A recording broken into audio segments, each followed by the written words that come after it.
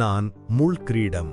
அவரது தலையில் குத்திய ஒவ்வொரு முள்ளும் உனக்காகத்தான். நீ பரலோகத்தில் கிரீடம் அணிய வேண்டும் என்பதற்காக அவர் உன் வலியை தன் தலையில் சுமந்தார். நான் இயேசு அணிந்த உடை. அதை அவர்கள் கழற்றி எடுத்து அதற்காக சூதாடினார்கள்.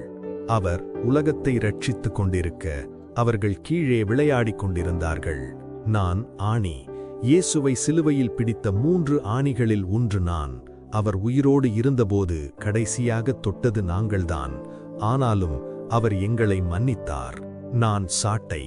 39 அடிகள் பட்டாலும் போதும் என்று அவர் சொல்லவில்லை. அவர் ஒரு வார்த்தை சொன்னால் எல்லாம் முடிந்திருக்கும். ஆனால் ஏசாயா 53 சொல்லப்பட்டபடி ஒவ்வொரு காயமும் உனக்காகத்தான். நான் சிலுவை. தண்டனைக்காக செய்யப்பட்ட நான் அவரால் அன்பின் அடையாளமாக மாற்றப்பட்டேன்.